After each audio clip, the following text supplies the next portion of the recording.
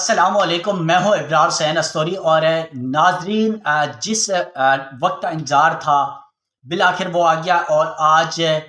پورے پاکستان میں 2024 کے عام انتخابات کا دنگل سج چکا ہے۔ یقیناً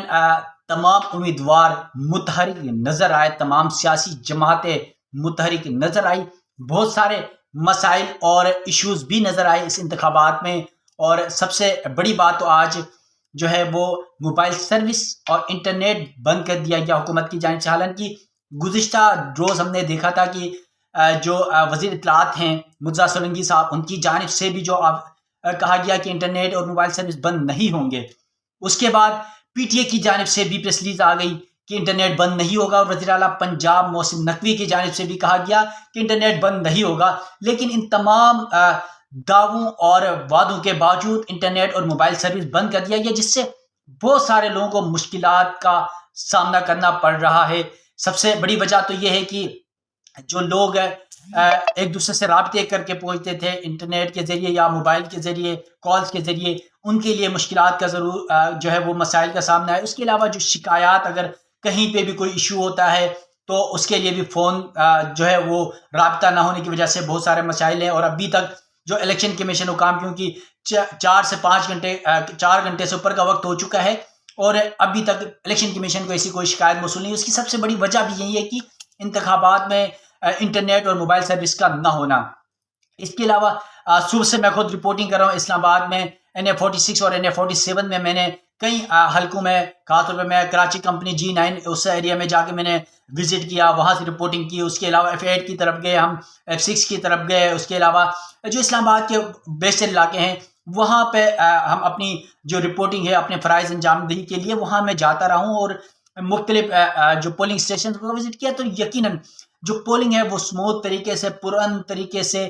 خوبصورت انداز میں اس وقت تک جاری ہے۔ کوئی ایسا ناخوشگوار واقعہ تاحال نہیں آیا، چاہے کوئی کارکن ہو، چاہے کوئی امیدوار ہو، چاہے کوئی سیکیورٹی اداروں کی جانب سے ہو۔ یقیناً بہت پرامن طریقے سے اس وقت انتخابی مرحلہ جاری ہے۔ یہاں پر بہت سارے سوالات جو انتخابات سے قبل بھی اٹھائے جاتے تھے وہ اب بھی اٹھائے جا رہے ہیں، اور وہ بھی آج میں نے اپنی نظروں سے بھی دیکھا۔ پاکستان تحریک انصاف کی ایکٹیویٹیز الیکشن سے قبل بھی نظر نہیں آئی۔ وہ اس کی وجہ کیا ہے وہ آپ بھی جانتے ہیں کہ کس طرح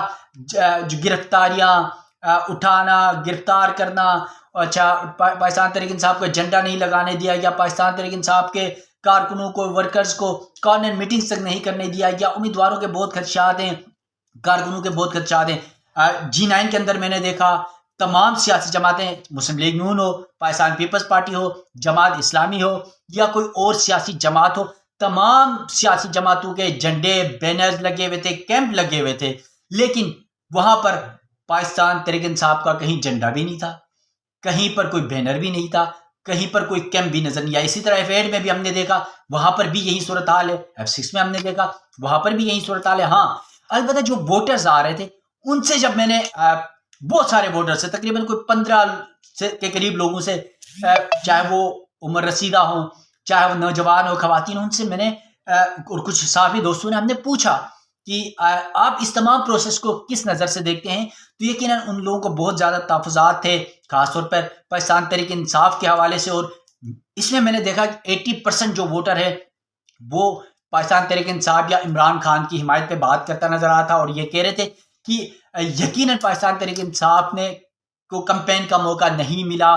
گرفتاریاں تھی، مشکلات ضرور تھی، لیکن پاکستان تحریک انصاف کا ووٹر خاموش، اس دفعہ خاموش ووٹر ہے، اور وہ خاموشی سے آئے گا، ووٹ کاسٹ کرے گا اور پھر سرپرائز دے گا۔ یہ پاکستان تحریک انصاف کے کارکنوں کا موقف تھا۔ دوسری جانب اسلام آباد کے اندر پاکستان مسلم لیگ نون بڑے جو ہے وہ بلند بانگ دعوے بھی کر رہی ہے، اور یقیناً بظاہر طور پر تو یہ لگ بھی رہا ہے جس طرح کی کمپیننگ کی گئی، جس طرح جھنڈے، بینرز، کارنرز میٹنگز جو ہے وہ، اگر ساری چیزیں دیکھی جائے تو مسلم لیگ نون بھی ایک تکڑی یہاں پر نظر آ رہی ہے۔ اس کے علاوہ کیونکہ آپ کو پتہ ہے کہ میں NA46 کور کر کے آیا، تو NA46 میں انجم عقیل ہے مسلم لیگ نون کے، یقیناً ایک بار وہ ممبر اسمبلی بھی رہ چکے ہیں، اور اس کے علاوہ جماعت اسلامی سے میاں اسلم صاحب ہیں، وہ ممبر اسمبلی رہ چکے ہیں۔ اس کے علاوہ پاکستان تحریک انصاف سے ہم نے ماضی میں دیکھا 2 بار الیکشن جیتے تھے، اسد عمر 10 سال انہوں نے اقتدار میں وہ رہے، اور اب عامر مغل جو پاکستان تحریک انصاف کے بانی کارکنان میں سے ایک تھے اسلام آباد کے، انہیں موقع ملا، اس کی وجہ کیونکہ اسد عمر پارٹی چھوڑ کر چلے گئے تھے، تو پاکستان تحریک انصاف کے جو امیدوار ہیں عامر مغل، پہلے تو آپ کو پتا ہے وہ کئی عرصے تک روپوش رہے اور بالآخر الیکشن سے کوئی 10-15 دن پہلے وہ منظرعام پر آئے، عدالتوں میں گئے اور اپنی ضمانتیں کروائی انہوں نے۔ کل بھی ہم نے دیکھا اسلام آباد ہائی کورٹ سے انہوں نے 10 دن کی ضمانت لی اور نہ ان کا کوئی جلسہ ہوا، نہ کوئی ریلی ہوئی، نہ کوئی ایسی قانون میٹنگز بھی ہم نے کئی ویڈیوز دیکھی جہاں پر گھروں میں اگر کوئی قانون میٹنگ کر رہا ہے تو پولیس وہاں بھی پہنچ جاتی تھی۔ تو یہ بہت سارے مسائل پاکستان تحریک انصاف کے لیے ضرور تھے، لیکن اسلام آباد کے تک میں آپ کو یقیناً بتا دوں کہ 80 سے 70% جو ووٹر جن سے ہم نے بات کی آج کے دن، میں کل کی بات نہیں کر رہا، آج کے دن جنہوں نے ووٹ کاسٹ کیا، یہ جو ووٹ کاسٹ کرنے جا رہے تھے 70% لوگوں کا یہ موقف تھا کہ وہ پاکستان تحریک انصاف کے امیدوار، حمایت یافتہ امیدوار جو آزاد حیثیت سے اس وقت لڑ رہے ہیں، ان کو وہ ووٹ کاسٹ کر چکے ہیں یا ووٹ کاسٹ کر رہے ہیں۔ اور پھر بہت سارے بزرگوں سے بھی ہم نے پوچھا تو انہوں نے کہا کہ ماضی میں ہم نے بہت سارے انتخابات دیکھے، ووٹ کاسٹ کے، لیکن اس دفعہ کا الیکشن بہت مشکل ہے، پرامن ضرور ہے، سموتھ طریقے سے چلے لیکن بہت مشکل، یعنی ہارڈ کا ورڈ استعمال ہوا۔ ایک بزنس مین تھے سینئر، بلکہ ڈان ٹی وی کے ڈان اخبار سے ہمارے ایک نمائندے تھے رپورٹر، انہوں نے ان سے انٹرویو بھی کیا تھا، تو وہ کہتے ہیں کہ یار ہم نے ماضی میں دیکھا لیکن مشکلات ضرور تھی، مگر اس قدر مشکلات نہیں تھی۔ ہارڈ الیکشن ضرور ہے لیکن پرامن ہے اور یقیناً سموتھ طریقے سے معاملہ چل رہا ہے۔ پاکستان تحریک انصاف کے لیے مشکلات ضرور ہیں، لیکن جو ایک تصور ہے کہ اگر پاکستان تحریک انصاف کا ووٹر نکلا، ووٹ کاسٹ کرنے میں کامیاب ہوا اسی خاموشی کے ساتھ، تو بہت بڑا سرپرائز پاکستان تحریک انصاف کے جو آزاد امیدوار ہیں وہ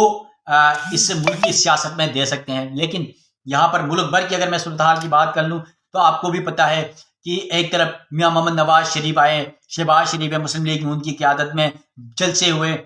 ہم دور نہیں جاتے ہیں، اسلام آباد میں موجود ہیں تو راولپنڈی کے جلسے ہم نے دیکھے، ناکام ترین جلسہ ان کا نظر آیا۔ پھر اسی لیاقت باغ کے اندر پاکستان پیپلز پارٹی کے چیئرمین بلاول بھٹو زرداری نے جلسہ کیا، ناکام ترین جلسہ نظر آیا۔ تو یہ جلسے بتا رہے ہیں کہ عوام میں شاید جو ہے کھل کے عوام اظہار نہیں کریے۔ بہت سارے انٹرویوز آپ دیکھ لیں، سوشل میڈیا آپ کے پاس بھرا پڑا ہوا ہے کہ کیا پاکستان تحریک انصاف کی حمایت پہ لوگ باتیں کر رہے ہیں۔ تو یقیناً مشکلات ضرور، اور اس ملک میں سب سے بڑا ایشو بھی یہ ہے، آپ کو بتا دوں ماضی میں بھی کو اٹھا کے دیکھ لیں اور اب بھی دیکھ لیں،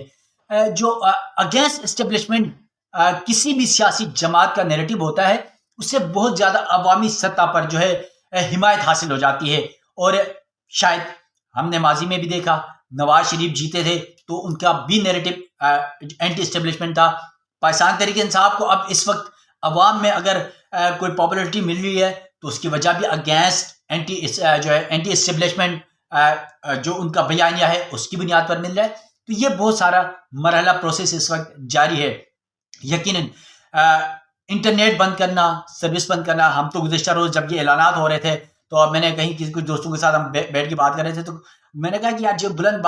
دعوے ہو رہے ہیں کہ نیٹ بند نہیں کریں گے، نیٹ بند ہو جائے گا، یہ پلاننگ ہوتی ہے ریاست کی، حکومت کی، اور یقیناً بہت ساری اچھی چیزیں بھی ہیں۔ اگر انٹرنیٹ ہو تو نا آپ ذہنی طور پر ڈپریشن کا شکار ہوتے ہیں، موبائل ہو تو ذہنی ڈپریشن کا شکار ہوتے ہیں، پھر ایک افراتفری کا ماحول ہوتا ہے، اگر کہیں چھوٹا سا بھی ایشو ہوتا ہے یا پھر آپ کو پتہ ہے کہ فیک ویڈیوز اور فیک نیوز کا ایک نہ رکنے والا سلسلہ بھی چلتا ہے، اور پرانی ویڈیوز، پرانے حادثات اور پرانے جو معاملات ہیں ان کو سامنے لا کر اس کو نیا دکھا کر ایک